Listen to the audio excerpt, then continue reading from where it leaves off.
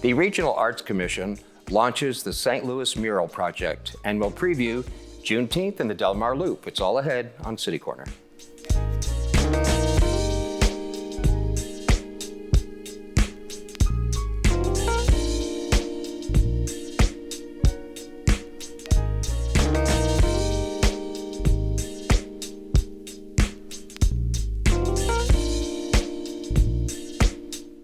I'm Steve Potter, and welcome to CityCorner.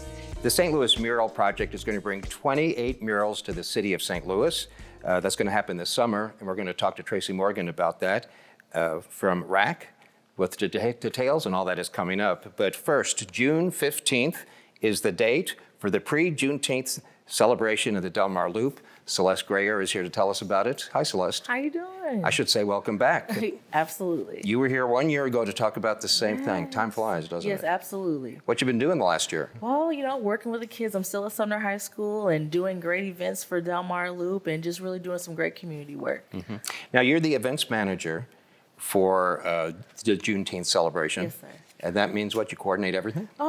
And working together, community people working together with the entire Delmar Loop this year. How many people does it take to put on an event like this? It is definitely a community, so at least 20 people, at least. But I say it's a community effort because everybody pitches in, from businesses to communities to family and friends. So that's what I enjoy the most. Well, let's talk about Juneteenth and the reason that it is celebrated. Now, the actual national holiday, and I think it's only been a national holiday a couple of years, right? Correct.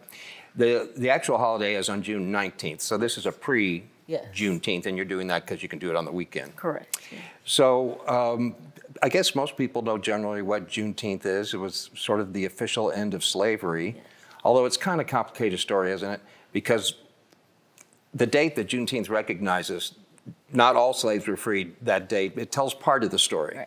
Right, absolutely. It's part of the story again, but this is really about the education of understanding we were freed at that point, but then again, understand that those things didn't always happen at the beginning, and then as it continued, people became more free as that time came on. But again, this celebration is also about the education of that, and then continuing that knowledge of colored people and Black people as they continue on now. A good point to make, though, is that Juneteenth is not just for people of color to celebrate. No. You would like us all to celebrate. Absolutely, absolutely. Again, it's the education of everybody learning about what happened, how things continue to move forward, and how we can use the education today with our community and upbringing for our children today. Uh-huh. And there's a reason that the Delmar Loop was chosen to do this. Yeah, we started selected. About 4 years ago. The saying of somebody saying that your name in the room. That's kind of how this happened. So again, that's what we continue to do.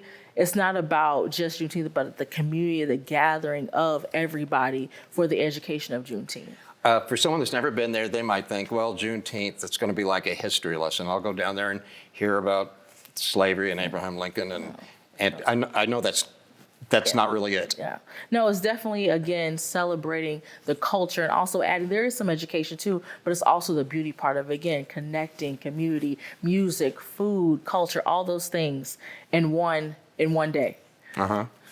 And specific hours too. Yes, we're doing it from 8 to 9. The best part, again, we're stretching the entire loop this time. So we're starting from U City side with a 5K run, all the way with a vendor fair to the evening with Delmar Main, and with the CID, we're having an evening celebration as well. I think we have some images from past Juneteenth celebrations in the Delmar Loop. Why don't we take a look at one, and you can say what we're looking at. Absolutely. That's one of our beautiful vendors. So again, the celebration of the Black dollar circulating, again, for people that understand the education of that as well. And again, people coming to celebrate that, and those things are good. So that's going to be the first part of the day. So and what are they selling there? She's selling bracelets. She's a bracelet vendor. So she does beautiful handmade beading and bracelets. So yeah, that's going to be from 8 to about 3 o'clock at the Tivoli parking lot. Right. Now, there's a really specific, when we think of the Delmar Loop, that kind of covers a little bit of space, but you're kind of located in a specific area. Well, actually, we're using the entire loop, but that's the best part. Okay, is that different from last year? Yeah, it's different from last year. So we're using each parts of the loop. So like we're starting at the Tivoli parking lot with the 5K run with Race for Reconciliation, starting there, and then U City is helping with the vendor market, and then about 3 o'clock. So that's going to end, and then we're going to have the music and the more of the celebration at the end of the loop at Delmar and Hamilton with Delmar Main's help. Uh-huh. How many vendors do you have? We're looking at to have about 40 to 60 vendors in that area. And that's food and like jewelry making and Yes, whatever it might be? Absolutely. Let's take a look at another image from Juneteenth and the Delmar Loop. Yeah, that's another one of our vendors. She's saying actually natural hair oil that she makes. That's Simply Sunny.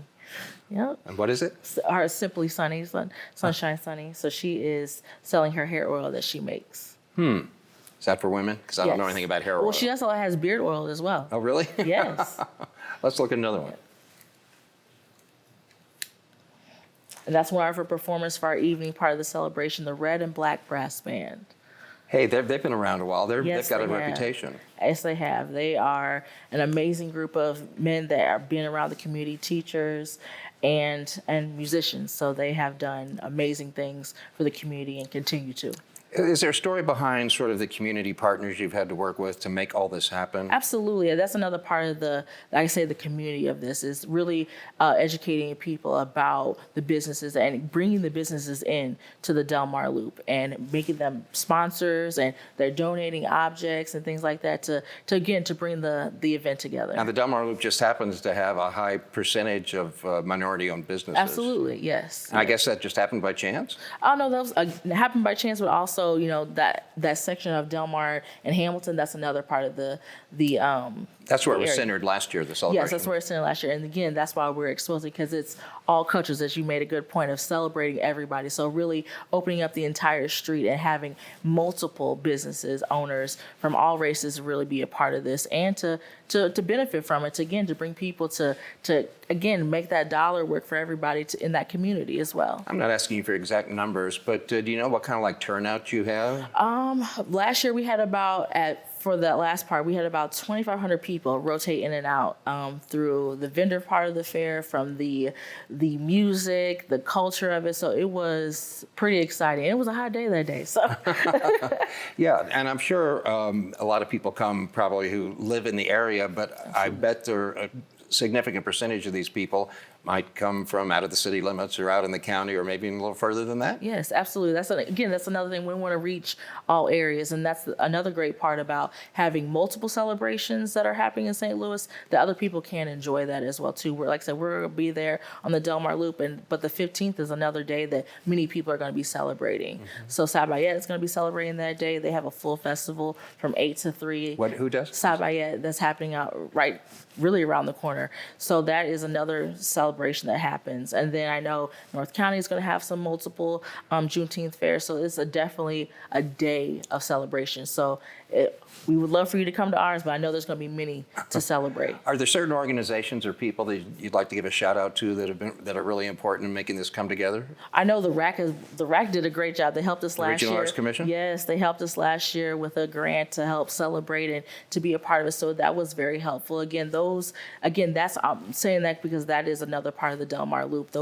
That type of engagement really helps. So all the businesses from Nudo to Vales Brothers to those type of businesses, really, they sponsored and they were a part of that day. So it's just the continuation of community and connection that really makes something like this work. Let's look at another image from a past Juneteenth celebration. Yeah, our vendor fair was pretty huge. We had about 40 vendors from, like I said, from people that were, purchasing things from, we had button makers out there. We had all type of things. Yeah, tell me about the button makers. I remember talking about that last year. I thought that was kind of interesting. Yeah, so the button makers, there's a young lady named Rebecca that does the button makers project, and she helps us, and she received images from me to kind of help again celebrate Juneteenth. And we're talking about buttons you wear, not buttons in a shirt. You're right, a button that you make, and that you were actually got to make your own button. Really? And again, so that was something fun it's a give and take. I try to do some things where people can remember where they were at that day. So I remember another thing from last year. I think you called it the Shoe Fly. Yes, Shoe Fly. We had Shoe Fly. That's another organization that gives away shoes for children and for adults as well. So we had that last year. That was great. And they gave away a lot of shoes. Yes, they gave away about 500 shoes that one year. Wow. So. And Yes. is that anyone eligible for that? Or? Yeah, that's through a program. We have those in schools. Actually, Shoe Flies in Sumner High School and a few other schools across the St. Louis area. Yeah. So kind of go over again your involvement in this. You've been doing this for a while. Yeah.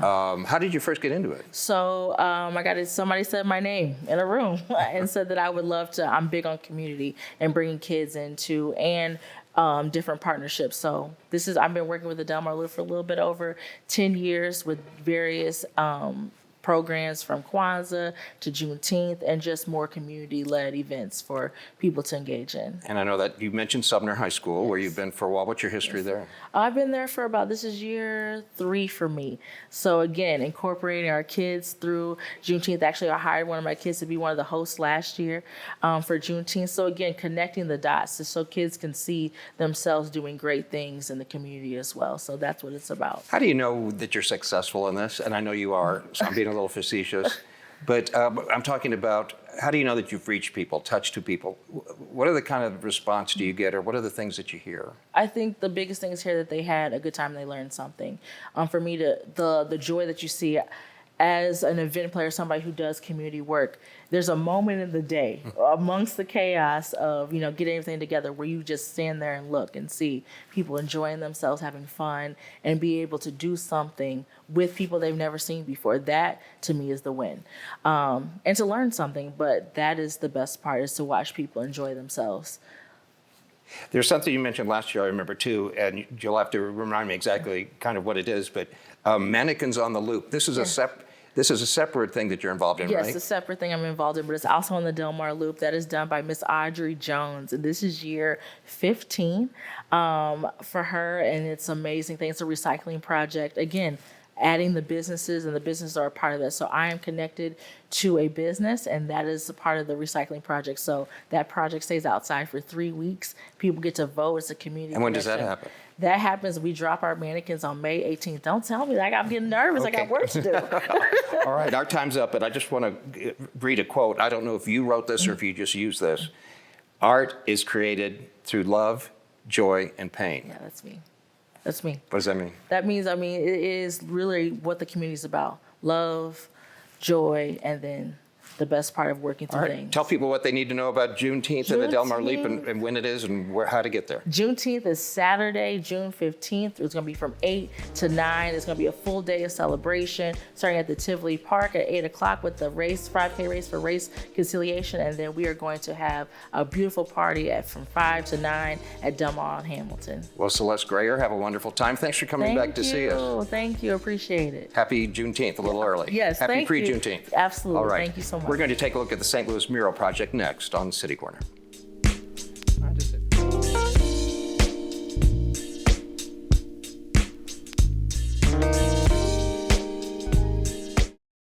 Visitors and residents love the St. Louis Zoo because it's free.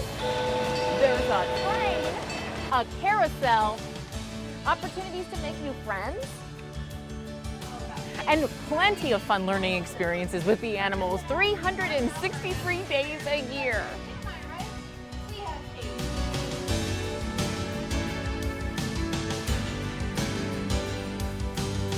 So come and experience St. Louis.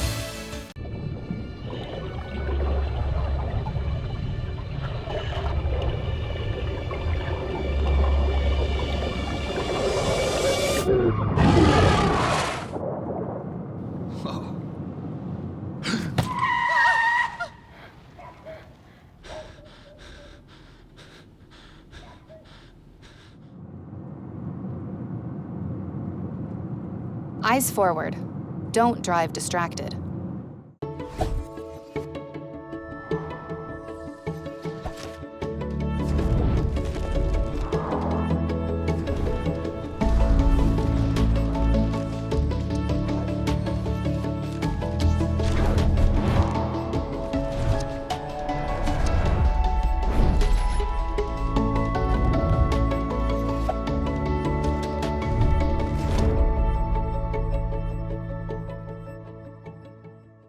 When you graduate, they graduate.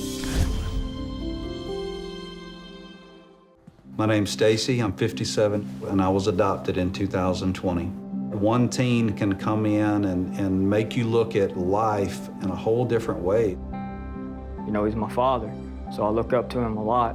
If I can be 10% of the man he is, I'll be a happy person for sure.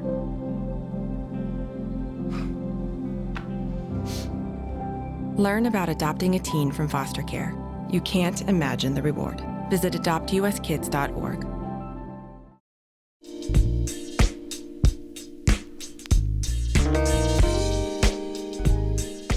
I'm Steve Potter, and welcome back to City Corner. We'll talk about the arts. That's what we're going to do. There are 28 new murals coming to St. Louis this summer. There's going to be 2 in every ward. It's part of a program run by the Regional Arts Commission, and we'd like to welcome Tracey Morgan, who is representing RAC today. Hi, Tracey. Welcome to the program. Hello. Thank you for having me. Now, maybe you're in a different category. I know you're part of the Regional Arts Commission, but there's also ARPA for the arts. What's the relationship between those two things? Yes. So ARPA for the Arts is the American Rescue Plan Act for the Arts.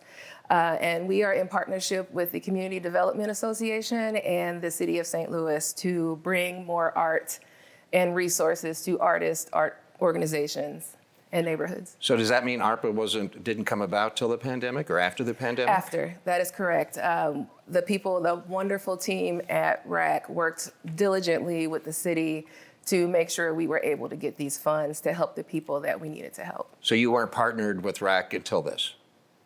Well, I came in with RAC. So technically, I am with RAC. And the program, I'm the project lead for the program they facilitated. So yeah, to refer what you just said, and I think maybe you quoted a couple of numbers to the right, ARPA for the Arts, the grants program delivered $10.6 million? That is correct. $10.6 million in federal funds.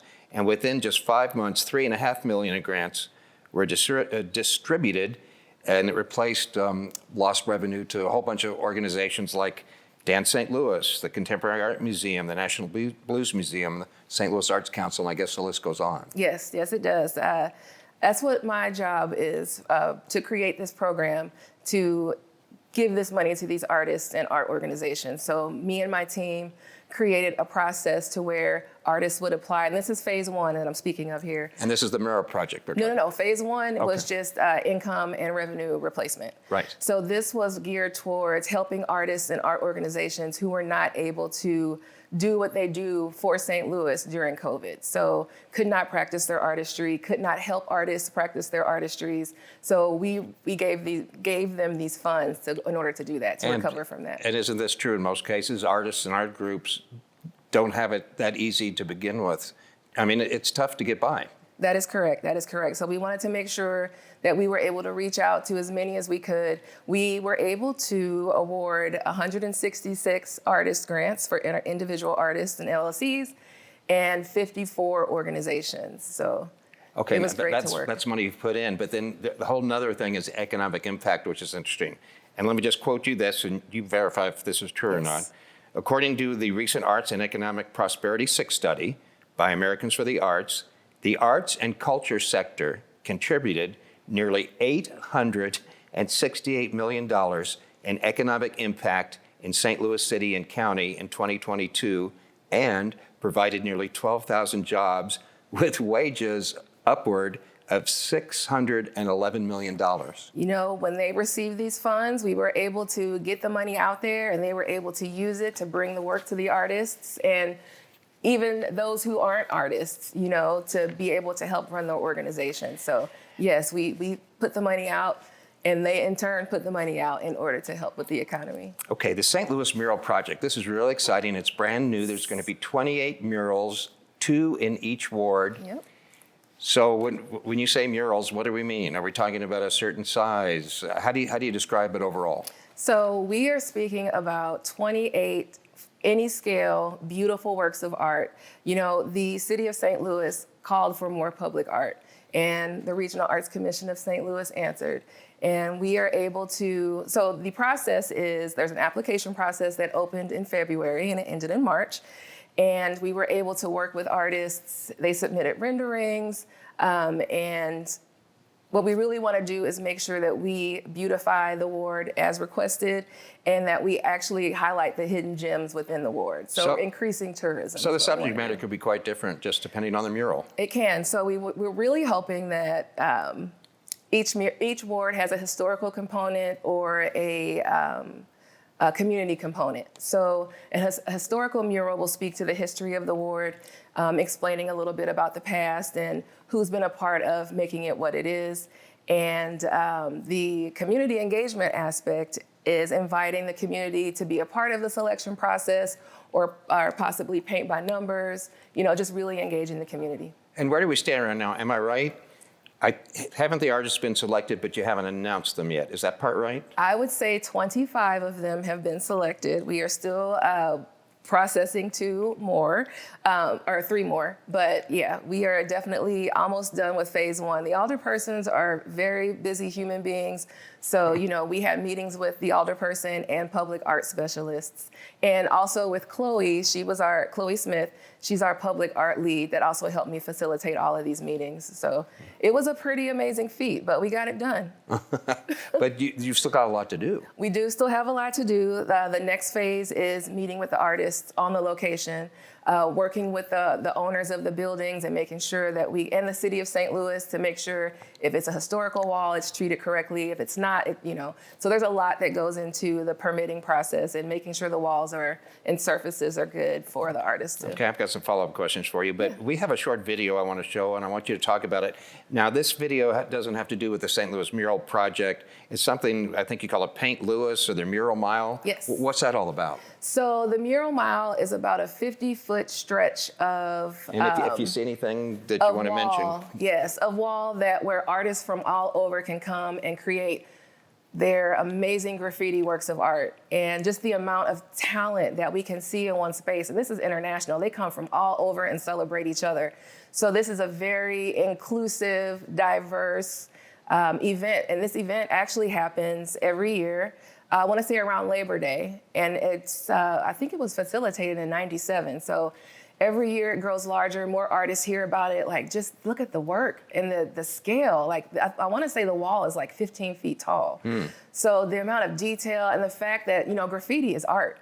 So I love that there's a space for local artists to come and do this, and international, national artists, and for our community to come and see it happening live. It seems like this must be a cousin to the St. Louis Mural Project then.